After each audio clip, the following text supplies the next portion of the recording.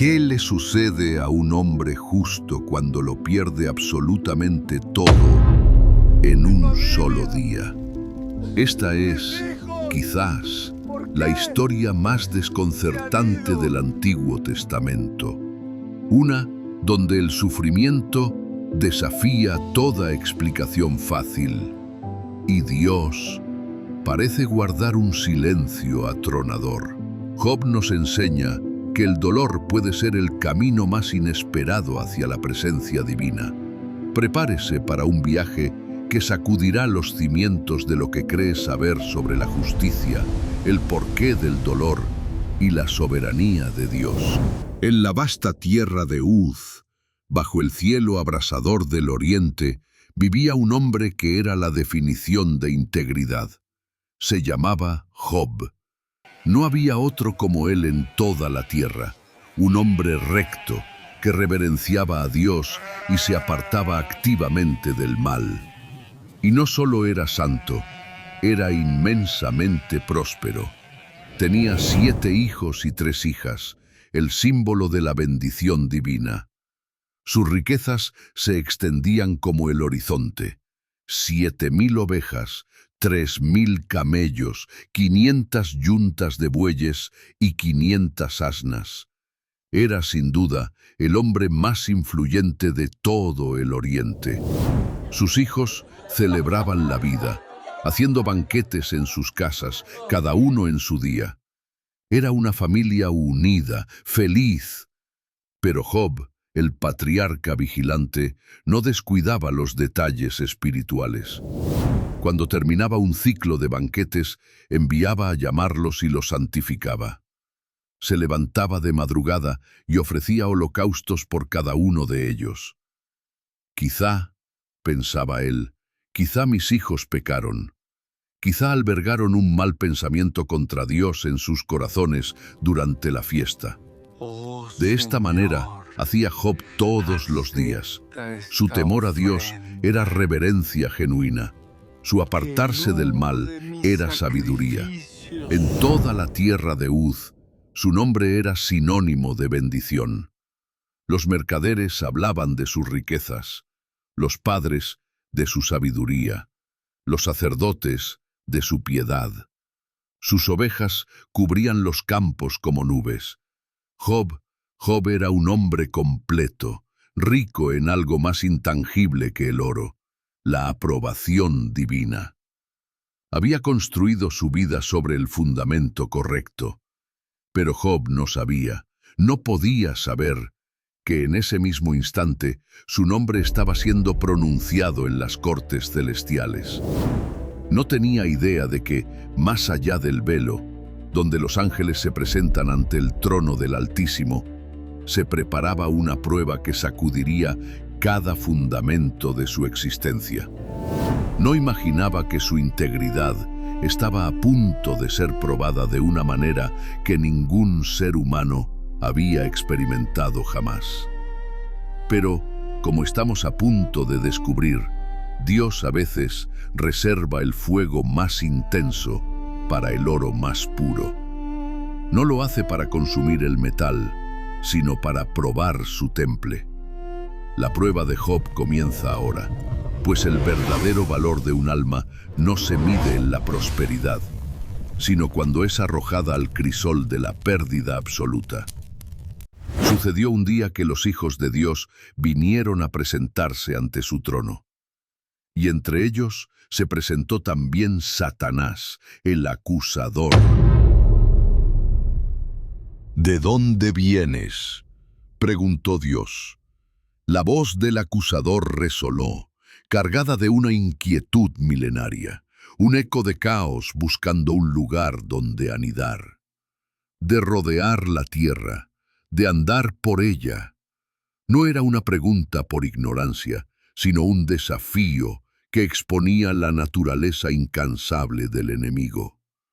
Había estado observando, calculando, buscando una grieta. ¿No has considerado a mi siervo Job? No hay otro como él en la tierra, un hombre perfecto, recto, temeroso de Dios y apartado del mal. Era el testimonio de Dios mismo, un orgullo divino por la obra de sus manos. Pero el acusador, con la astucia que lo define, lanzó un desafío que cortaba hasta lo más profundo. ¿Acaso Job teme a Dios de balde? ¿Tú crees que te respeta y te obedece gratis? ¿Crees que lo hace sin motivo? ¿No has protegido su casa y todo lo que tiene? ¿Has bendecido el trabajo de sus manos y sus bienes se multiplican? Claro que te sirve, pero extiende tu mano, toca todo lo que tiene, y verás si no blasfema contra ti en tu misma presencia. Como una pezuña venenosa, el desafío estaba lanzado. La fe de Job era genuina o meramente transaccional. ¿Existe el amor a Dios por quien es y no solo por lo que da? ¿Puede un hombre bendecir el nombre del Señor tanto en la abundancia como en la más absoluta escasez? Un silencio denso, cargado con el peso de la prueba, llenó la corte celestial. Entonces Dios habló. He aquí, todo lo que tiene está en tu mano. Solamente su vida debe ser preservada. Con el permiso otorgado, Satanás salió de la presencia de Dios. El desafío había sido aceptado, pero con límites. En esto yace un misterio que llena de asombro y terror. Dios tiene control absoluto sobre lo que el enemigo puede y no puede hacer. Satanás no es un Dios rival, opera bajo las fronteras que el Creador establece, pero también revela algo que nos inquieta. Dios permite el sufrimiento, y a veces permite que sufran precisamente aquellos que más le aman. ¿Por qué? Porque la fe que no ha sido probada apenas es fe. El oro que no ha pasado por el fuego no puede ser declarado puro. Dios conocía el corazón de Job, sabía que su integridad no dependía de sus bendiciones, pero ahora esa integridad sería probada en la fragua y el fuego. A través de esa prueba se establecería para toda la eternidad que es posible amar a Dios sin condiciones. La apuesta cósmica había comenzado. El cielo observaba. El infierno se preparaba y la tierra estaba a punto de presenciar una demostración de fe que resonaría a través de los siglos. Aconteció un día que sus hijos e hijas comían y bebían vino en casa del hermano mayor. Era un día de celebración, las risas llenaban el aire. Job, fiel a su rutina, seguramente intercedía en silencio por ellos, sin saber que sería la última vez. De pronto, el sonido de pies que corren sobre la tierra seca. Un sirviente irrumpe, sin aliento, con los ojos desorbitados por el terror. Cae de rodillas ante Job. «Señor, estaban arando los bueyes y las asnas paciendo, cuando cayeron los sabeos. Se los llevaron y mataron a los criados a filo de espada. Solamente escapé yo para darte la nueva». Fue el primer golpe, antes de que Job pudiera siquiera procesar la noticia, y mientras el primer mensajero aún hablaba, otro llegó tropezando, cubierto de ceniza y oliendo a humo. «¡Fuego de Dios, Señor! Cayó del cielo, quemó las ovejas y a los pastores, los consumió. Solamente escapé yo para darte la nueva». 7,000 ovejas, el corazón de su riqueza. ¡Fuego de Dios! El cielo mismo parecía haberse vuelto contra él. Y mientras éste aún hablaba, un tercer hombre, sangrando de una herida en el brazo, se abrió paso. Los caldeos, 3 escuadrones, arremetieron contra los camellos y se los llevaron. Mataron a los criados. Solamente escapé yo para darte la nueva. Un ataque coordinado, implacable. Pero Satanás guardó lo peor para el final, el golpe que no ataca las posesiones, sino el corazón. El último mensajero llegó. Su rostro no mostraba terror, sino un vacío absoluto. Tus hijos y tus hijas estaban comiendo en casa de su hermano, y un gran viento vino del desierto, azotó las 4 esquinas de la casa, cayó sobre los jóvenes y murieron. Solamente escapé yo para darte la nueva. Todo, en un instante, la descendencia de Job, su legado, su futuro, sepultado bajo escombros. La secuencia revelaba la estrategia diabólica, un bombardeo emocional calculado para destruir cualquier vestigio de fe. Job se encontró, en pocos minutos, transformado de patriarca próspero a hombre completamente arruinado. Entonces Job se levantó, rasgó su manto, rapó su cabeza y se postró en tierra y adoró. Desnudo salí del vientre de mi madre y desnudo volveré allá. Dios dio y Dios quitó. Sea el nombre de Dios bendito. Estas palabras atraviesan los siglos.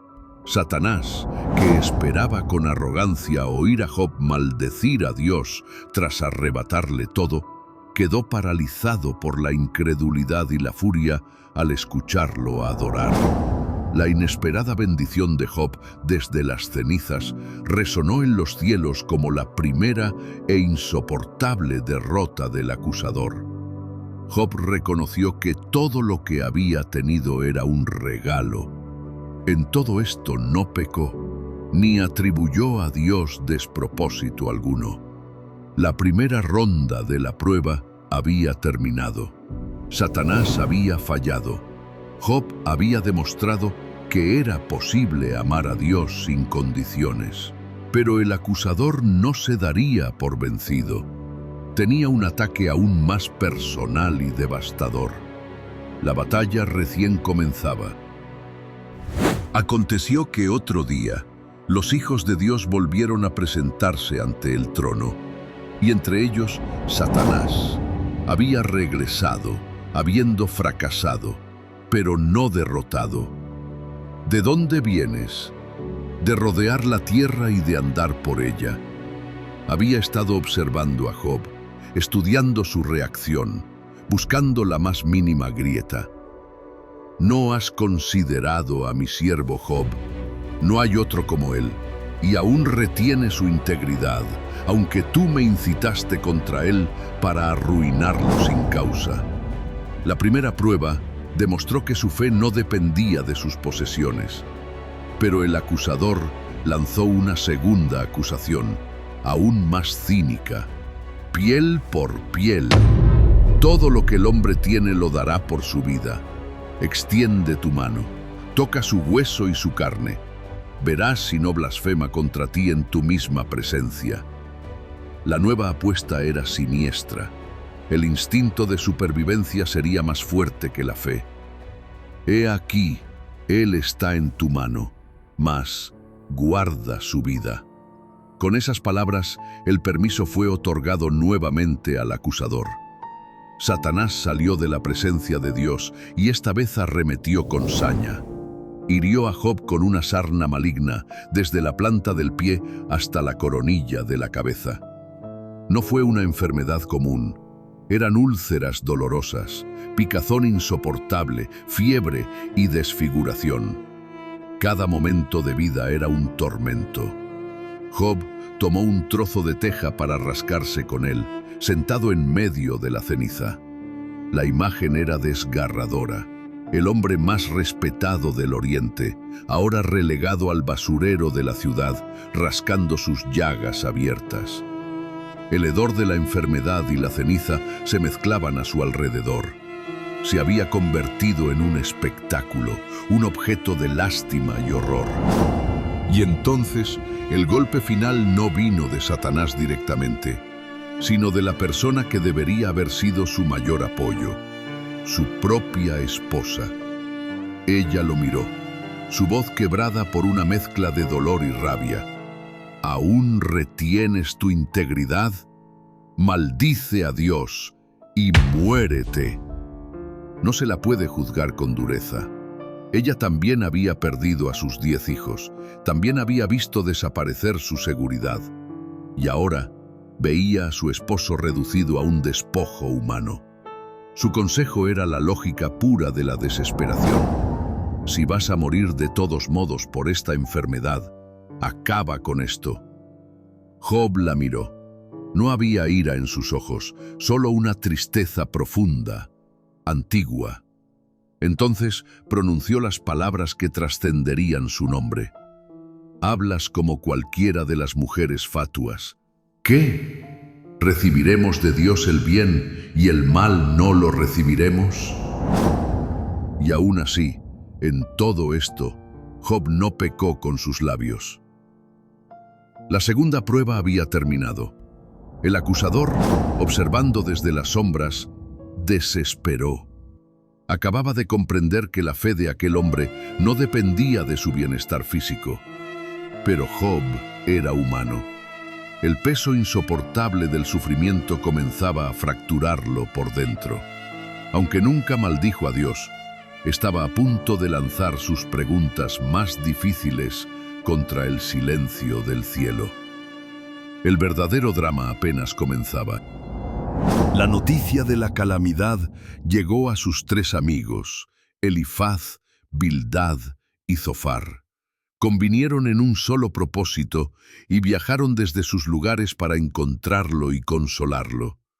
Sus intenciones eran nobles, pero estaban a punto de demostrar que, a veces, un amigo bien intencionado puede causar más daño que un enemigo declarado. Lo vieron desde lejos y se detuvieron en seco. Al principio, no lo reconocieron. El hombre sentado entre la ceniza no era el Job que conocían. Era una ruina humana, una cáscara de sufrimiento. Entonces lloraron a gran voz, rasgaron sus mantos y en su angustia arrojaron polvo al aire que cayó sobre sus cabezas. Luego, simplemente, se sentaron con él en la tierra. Por 7 días y 7 noches, ninguno de los 4 pronunció una sola palabra. El silencio era total, pues veían que su dolor era demasiado inmenso para las palabras. Ese silencio fue su mayor acto de sabiduría. Si la historia hubiera terminado ahí, serían recordados como los mejores consoladores de la historia. Pero al 7º día, el pacto de silencio se rompió. Job finalmente abrió la boca. No maldijo a Dios, maldijo el día de su propio nacimiento. Su voz, al principio un susurro áspero que se aferraba al polvo, se quebró en un lamento que rasgó la quietud. Perezca el día en que yo nací, y la noche en que se dijo, varón es concebido. ¿Por qué se da luz al trabajado y vida a los de ánimo amargo? No cuestionaba a Dios, cuestionaba la existencia misma. Deseaba que el día de su nacimiento fuera borrado del calendario, arrancado del tiempo. Fue entonces cuando Elifaz, el mayor del grupo, decidió que el silencio había durado lo suficiente. Su respuesta inició una cascada de discursos, y con ella la revelación de una teología tan rígida como defectuosa. Se inclinó hacia Job, no con compasión, sino con la certeza de un erudito que ha resuelto un problema. Si probamos a hablarte, ¿te será molesto? Pero, ¿quién siendo inocente se perdió? ¿Y en dónde los rectos fueron destruidos? Como yo he visto, los que aran iniquidad y siembran injuria, la siegan. Era la teología simple de la retribución. Los buenos son bendecidos, los malos sufren. La implicación era tan clara como brutal. Si Job estaba sufriendo de esa manera, debía ser por un pecado oculto. Bildad siguió a su compañero, llevando la acusación a un nivel de crueldad inconcebible. Sugirió que los hijos de Job habían muerto no por accidente, sino porque ellos mismos habían pecado y merecían su destino. Zofar fue el más brutal de todos. Su piedad era un arma afilada. «Oh, quién diera que Dios hablara. Conocerías entonces que Dios te ha castigado menos de lo que tu iniquidad merece».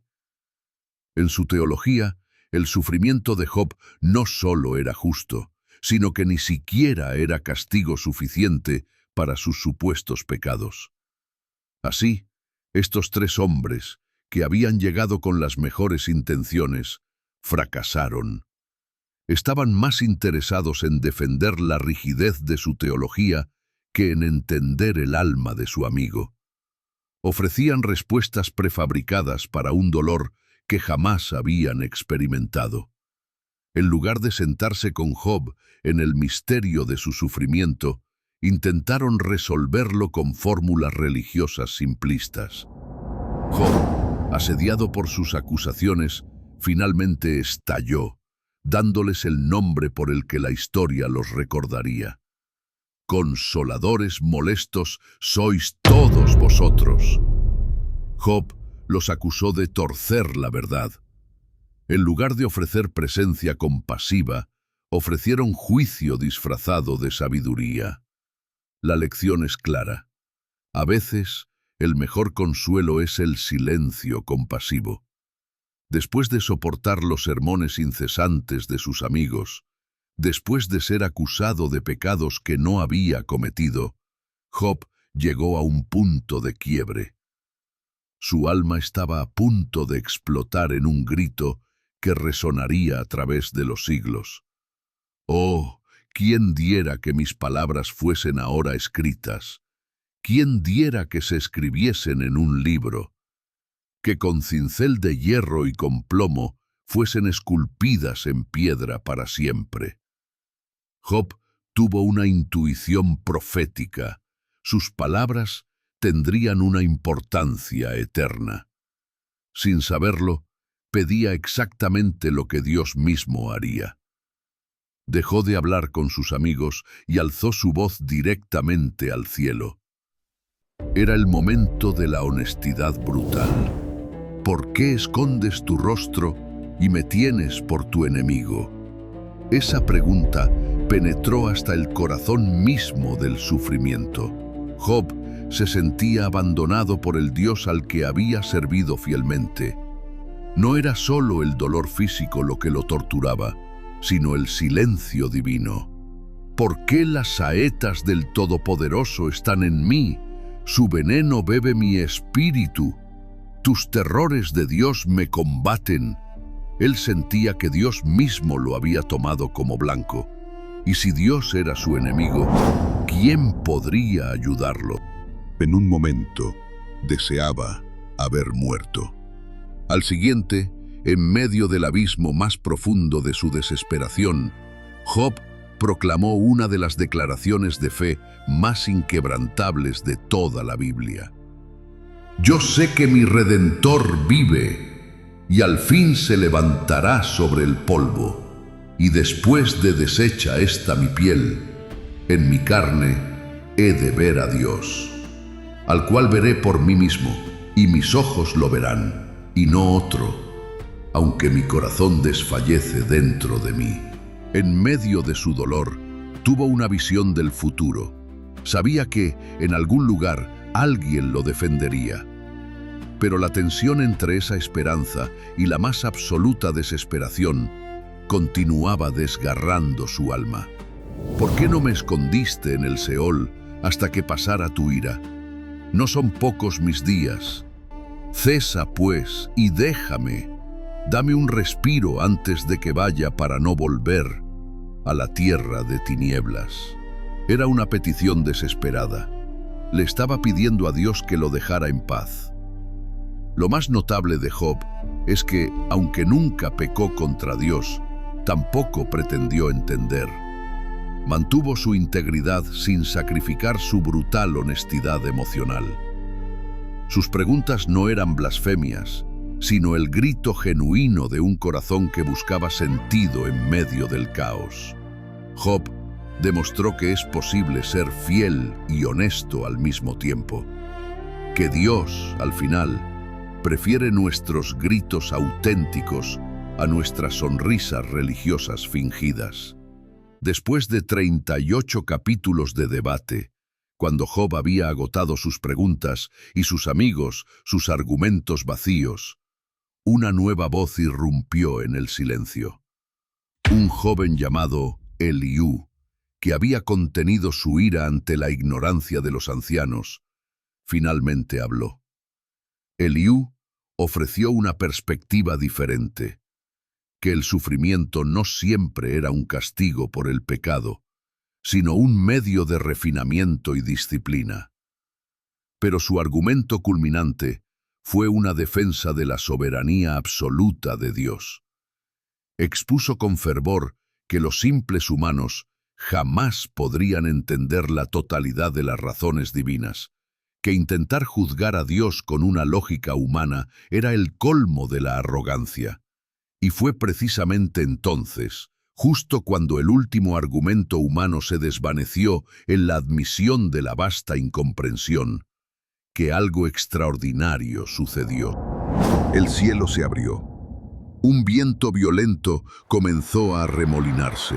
La arena y las cenizas donde Job se sentaba se levantaron en un torbellino ensordecedor. No era una brisa suave, era una tempestad que sacudía la tierra. Y desde el corazón de esa tormenta sobrenatural, la voz del Creador del universo resonó. ¿Quién es ese que oscurece el consejo con palabras sin sabiduría? La primera pregunta fue directa y penetrante. Job, con todo su dolor, había hablado mucho, pero había oscurecido el entendimiento con palabras que carecían de la verdadera sabiduría. Ahora, cíñete como un hombre. Yo te preguntaré y tú me contestarás. Dios invitaba a Job a un intercambio, pero los roles estaban invertidos.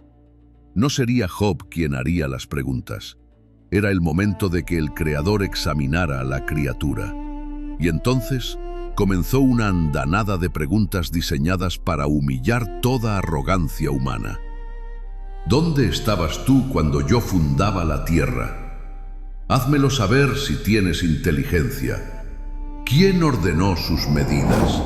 ¿O quién extendió sobre ella el cordel? ¿Sobre qué están fundadas sus bases cuando alababan todas las estrellas del alba y se regocijaban todos los hijos de Dios? La creación había sido una celebración cósmica en la que Job no participó. Su perspectiva era infinitesimal. ¿Quién encerró con puertas el mar cuando se derramaba saliéndose de su seno? ¿Cuándo establecí sobre él mi decreto y le dije, hasta aquí llegarás y no pasarás adelante? Ahí parará el orgullo de tus olas. El océano, el símbolo mismo del caos, obedecía órdenes divinas. El mismo poder que controlaba el orgullo de sus olas era el que estaba a cargo de la vida de Job. ¿Has mandado tú a la mañana en tus días? ¿Has mostrado al alba su lugar? ¿Has entrado tú en los tesoros de la nieve? ¿O has visto los tesoros del granizo que tengo reservados para el tiempo de angustia, para el día de la guerra? Incluso los fenómenos que Job podía observar a diario tenían propósitos que él jamás comprendería. ¿Quién repartió conducto al turbión y camino a los relámpagos, para hacer llover sobre la tierra deshabitada, sobre el desierto donde no hay hombre? Dios le estaba revelando que su cuidado se extendía mucho más allá de las necesidades humanas. El universo no giraba alrededor del hombre. Cada pregunta era un golpe de martillo, un recordatorio de la pequeñez humana. El silencio que había torturado a Job fue roto, no con las explicaciones que él exigía, sino con preguntas que exponían su total ignorancia.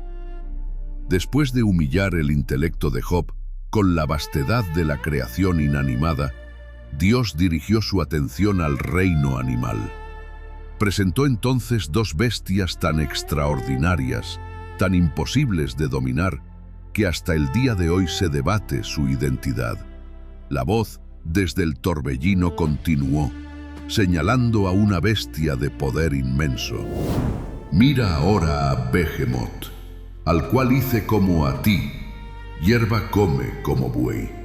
Su fuerza está en sus lomos, su cola mueve como un cedro, sus huesos son fuertes como bronce. Él es el principio de los caminos de Dios. El que lo hizo puede hacer que su espada a él se acerque. ¿Lo tomará alguno por sus ojos? Ningún humano podía capturar a Behemoth. Y si esa criatura terrestre era indomable, Dios presentó entonces una segunda, aún más aterradora, nacida del caos de las profundidades: Leviatán. ¿Unque sacarás tú al Leviatán con anzuelo? ¿O con cuerda que le eches en su lengua? ¿Hará pacto contigo para que lo tomes por siervo perpetuo? ¿Jugarás con él como con un pájaro? La idea misma de Leviatán como mascota era absurda. La descripción de su poder era pura pesadilla. De su boca salen antorchas de fuego, de sus narices sale humo, su aliento enciende los carbones. En su cerviz está la fuerza, hace hervir como una olla el mar profundo. No hay sobre la tierra quien se le parezca. Animal hecho exento de temor. Es rey sobre todos los soberbios. Y con Leviatán como estandarte de su poder indomable, Dios lanzó la pregunta final, ominoso el punto central de todo su discurso. Nadie hay tan osado que lo despierte. ¿Quién, pues, podrá estar delante de mí? El mensaje era devastadoramente claro. Si Job no podía entender, y mucho menos controlar, a estas criaturas que Dios mismo había hecho, ¿con qué arrogancia pretendía entender o cuestionar los caminos del Creador? Después de escuchar la voz del Todopoderoso desde el torbellino, después de ser confrontado con su abismal ignorancia y contemplar criaturas que escapaban a toda su comprensión, Job se encontró en el momento de la decisión crucial. Ya no era el momento de defenderse, no era el tiempo de exigir respuestas. Era el momento de la rendición total. Mientras el torbellino comenzaba a calmarse, la voz de Job se alzó, ya no en desafío, sino quieta y humilde. Yo conozco que todo lo puedes y que no hay pensamiento que se esconda de ti. Tomó las palabras exactas que Dios había usado para confrontarlo y se las aplicó a sí mismo. ¿Quién es el que oscurece el consejo sin entendimiento? Por tanto, yo hablaba lo que no entendía, cosas demasiado maravillosas para mí que yo no comprendía.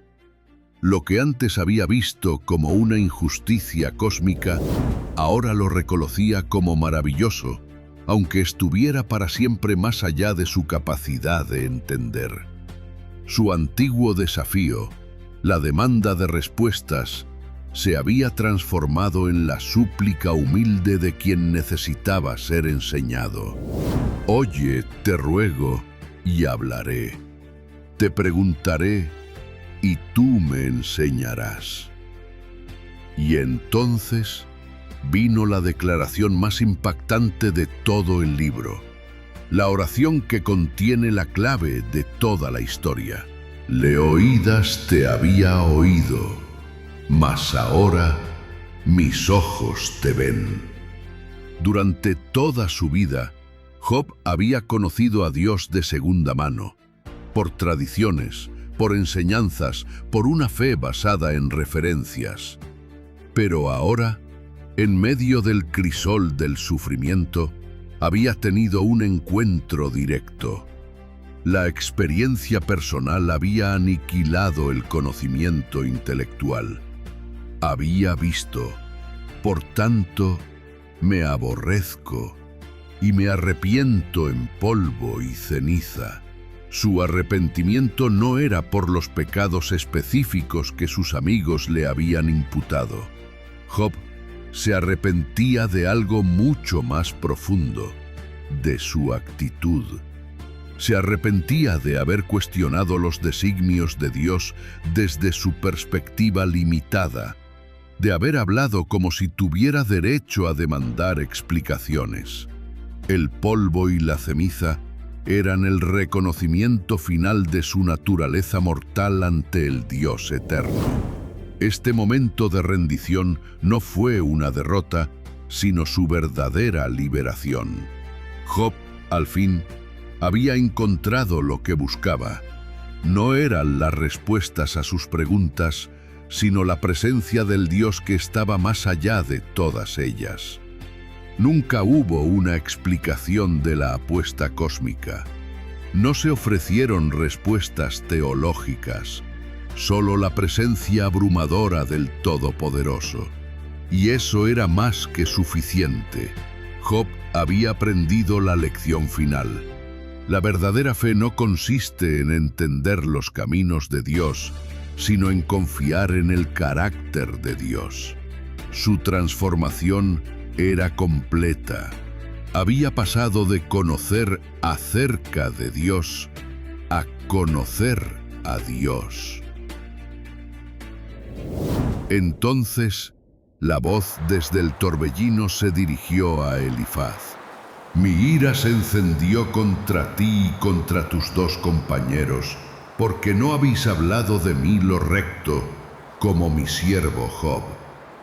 El primer acto de Dios tras el encuentro fue un veredicto sorprendente y revelador. No estaba enojado con Job, sino con sus amigos. Ellos creyeron defender a Dios, pero habían fracasado en hablar correctamente de él. En cambio, Job, con sus gritos, sus dudas y sus preguntas al borde del abismo, sí había hablado lo recto. La honestidad brutal era preferible a la ortodoxia superficial. Ahora pues, tomen 7 becerros y 7 carneros, e id a mi siervo Job, y ofreced holocausto por vosotros.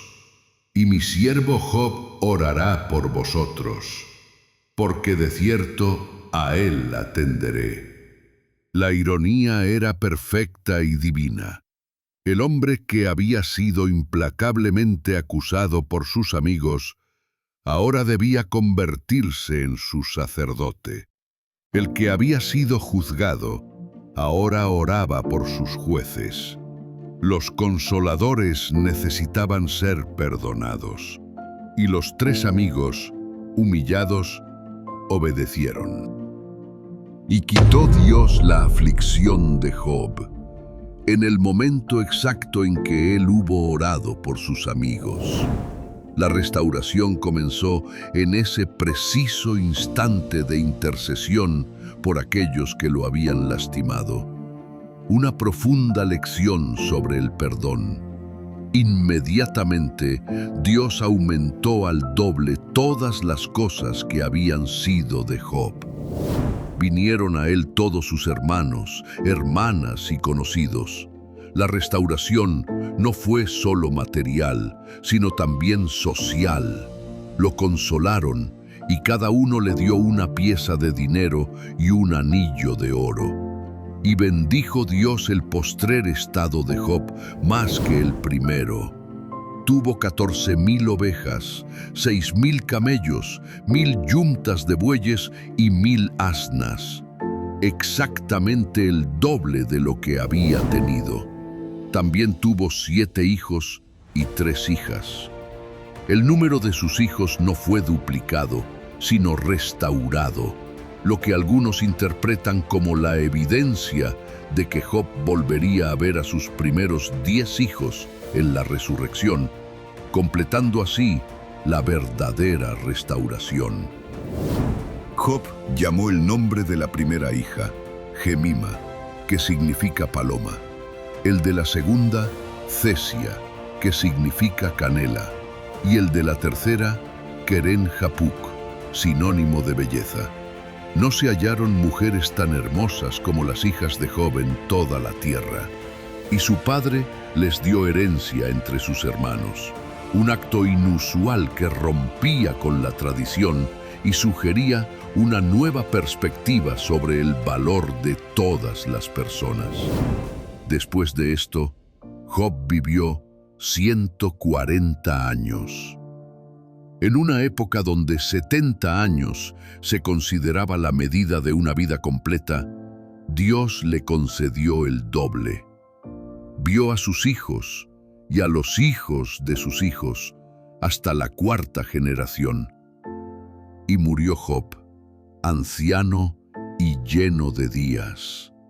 Esta no era solo una medida de tiempo. Significaba que sus días fueron fructíferos y felices. Su restauración fue total. Una doble porción de vida y una doble porción de felicidad. Las lecciones del libro de Job trascienden su historia. Aprendemos que el sufrimiento no siempre es resultado del pecado. A veces, los justos sufren precisamente porque lo son. Descubrimos que Dios no nos debe explicaciones. Nuestra responsabilidad es confiar en su carácter, no entender sus métodos. Aprendemos así que la verdadera fe no depende de las circunstancias. Es la fe que le permitió a Job declarar en su momento más oscuro: aunque él me matare, en él esperaré. Su confianza no estaba anclada en lo que Dios hacía por él, sino en quién era Dios. Vemos que la presencia de Dios es infinitamente más valiosa que sus regalos. Job encontró su verdadera satisfacción no en la restauración de sus bienes, sino en el encuentro personal con su Creador. Su historia demuestra que nuestro conocimiento de Dios puede ser superficial hasta que pasamos por el crisol de la prueba. Al final, el libro de Job no responde a todas nuestras preguntas sobre el sufrimiento. Nos da algo mucho mejor. Nos muestra cómo sufrir con fe, cómo mantener la integridad en la crisis y cómo encontrar a Dios en los lugares más oscuros. El grito de Job desde el abismo, «Yo sé que mi Redentor vive», resuena a través de los siglos como una esperanza inquebrantable. Y su confesión final, «Mas ahora mis ojos te ven», nos recuerda que el objetivo último de toda prueba no es la explicación, sino la revelación del Dios que está más allá de toda explicación.